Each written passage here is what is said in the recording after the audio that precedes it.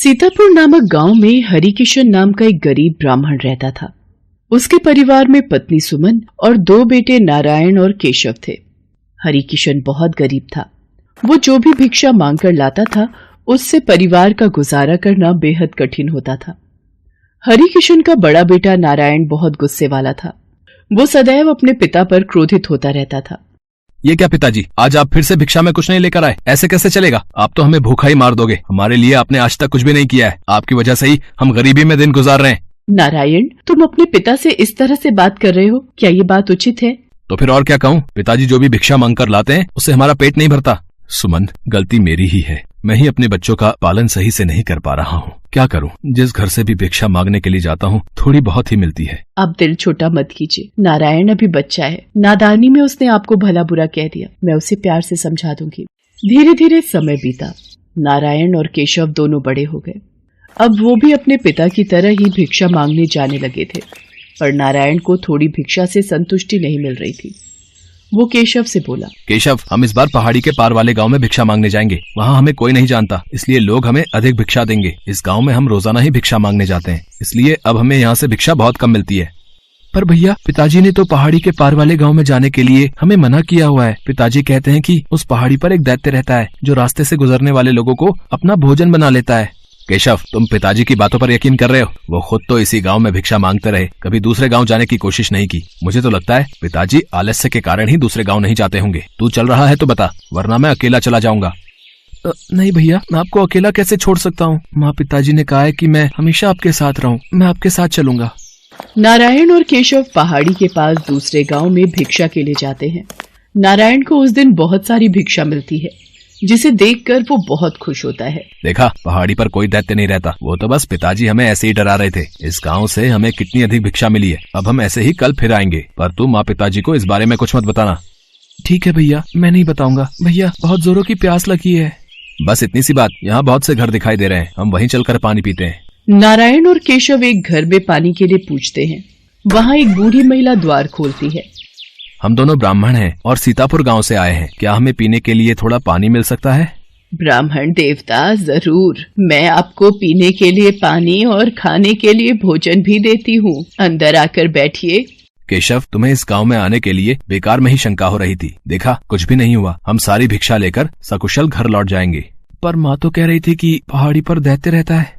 वो सही कह रही हैं। ये बात सच है। अनेकों वर्षों पूर्व यहाँ पर एक नगर हुआ करता था, जहाँ का राजा वीर प्रताप बहुत ही क्रूर प्रवृत्ति का था। वो अपनी प्रजा पर बहुत जुल्म करता था। राजा वीर प्रताप को सोना एकत्रित करने का बहुत शौक था। उसने ढेरों सोने का खजाना अपने महल में जमा किया हुआ था।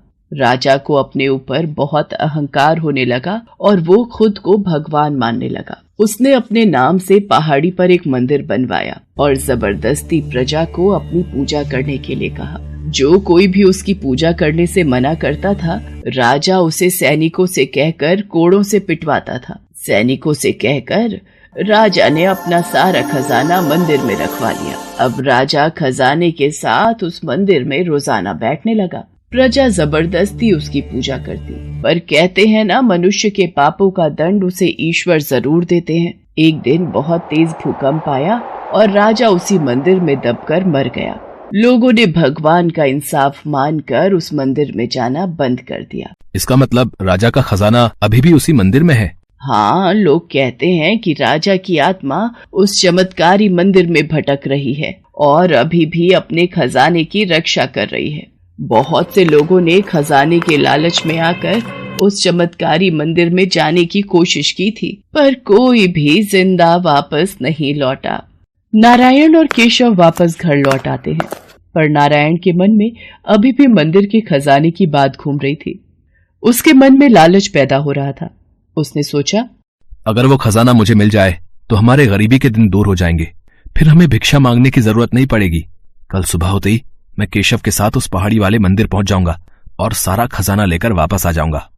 भैया, हम ये किस दिशा में जा रहे हैं? गांव तो उस तरफ है। हम दोनों पहाड़ी वाले चमत्कारी मंदिर में जा रहे हैं।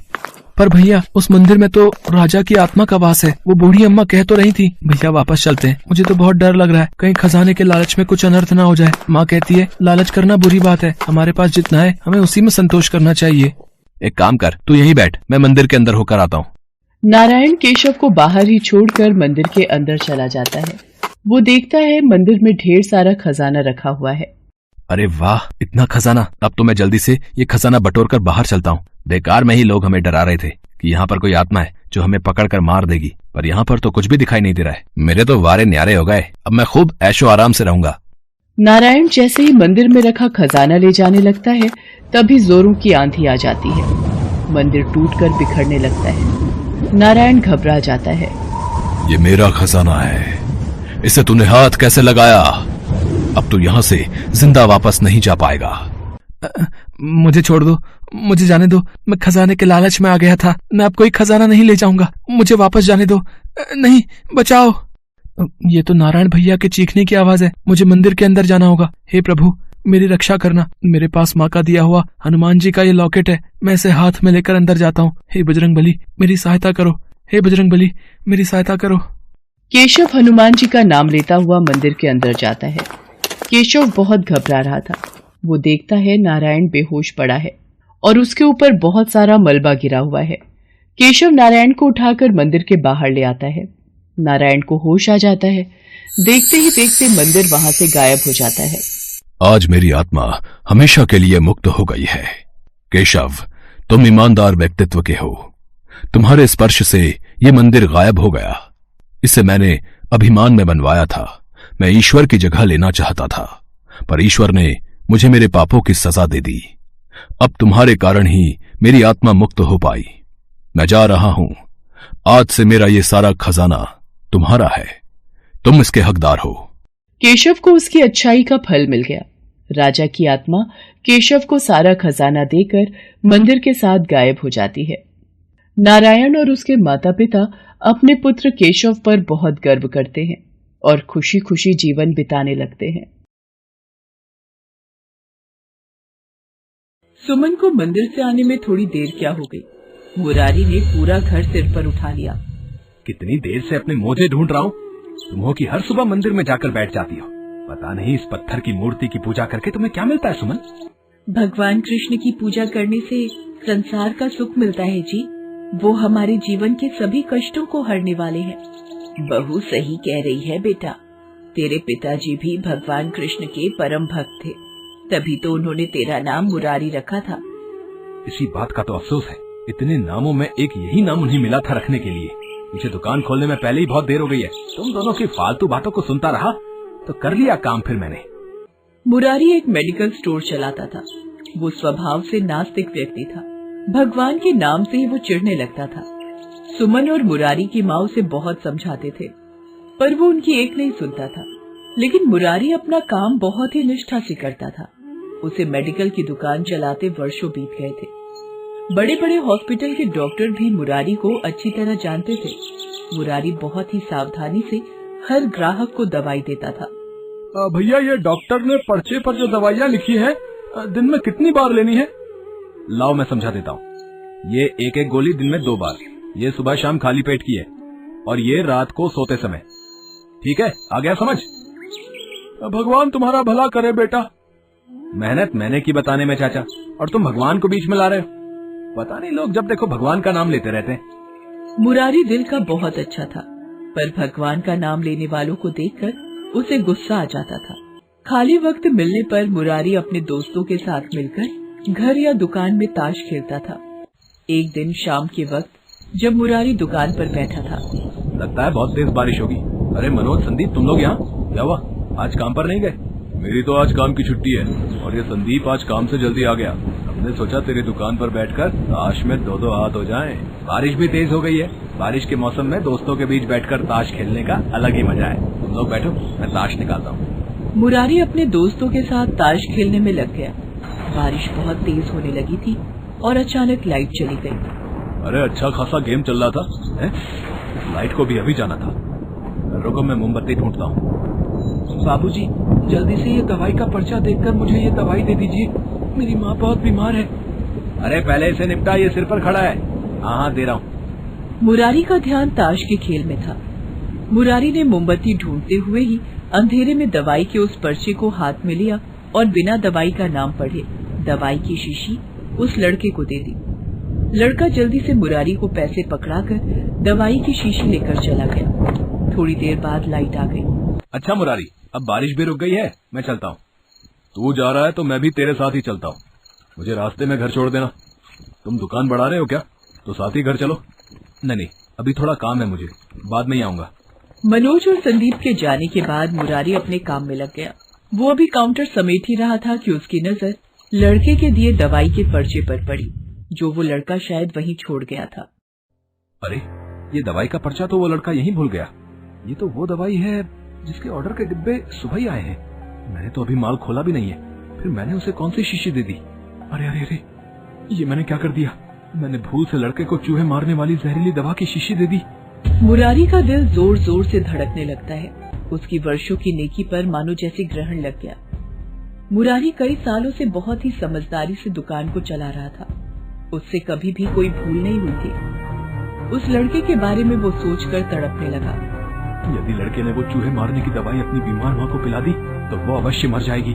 बच्चा छोटा है, दवाई की शीशी पर नाम भी नहीं पढ़ पाएगा। अब मैं क्या करूं? मेरी सालों की अच्छाई मिट्टी में मिल जाएगी। मैं ताश के पत्ते जलाकर फेंक दूंगा। आज के बाद मैं ताश के पत्तों को हाथ तक नहीं लगाऊंगा। मुरारी अपने आप को कोसने लगा और उसने ताश खेलने की अपनी आदत को छोड़ने का निश्चय कर लिया। मुरारी के पास उस लड़के का कोई पता ठिकाना भी नहीं था।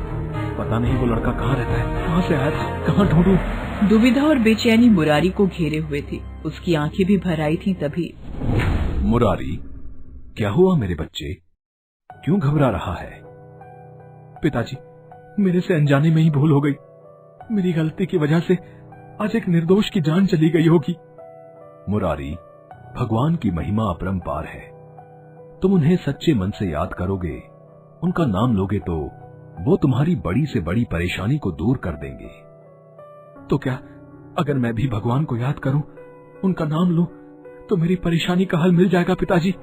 हाँ बेटा मुरारी, भगवान की भक्ति में बड़ी शक्ति होती है। वो हर जगह व्याप्त है और हमें सदैव मुसीबत से लड़ने और अच्छे कार्य करने की प्रेरणा देते हैं। वो सामने दीवार पर लगी भगवान कृष्ण की तस्वीर को प्रणाम करो, तुम्हारी सारी विपदा दूर हो जाएगी। पिताजी, पिताजी कहाँ गए? मुझे पता है पिताजी, आप मुझे क्या कहना चाह रहे थे। मुझे रास्ता मिल गया पिताजी। वो पिताजी के हाथों की लगाई भगवान कृष्ण की तस्वीर कहाँ गई? उन्होंने उस कोने में लगवाई थी जब मैं लगवाने के लिए मना कर रहा था। पिताजी ने जिद करके भगवान श्री कृष्ण की तस्वीर दुकान के उद्घाटन के वक्त लगाई थी। वो रही भगवान कृष्ण की तस्वीर।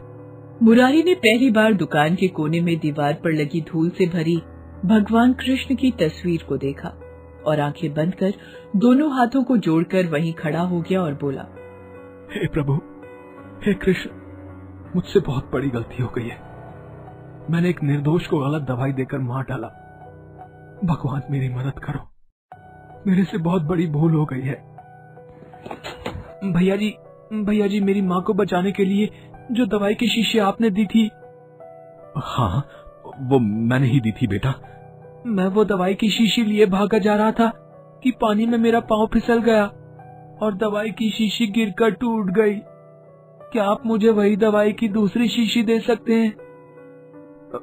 क्या वो शीशी तुमसे टूट गई?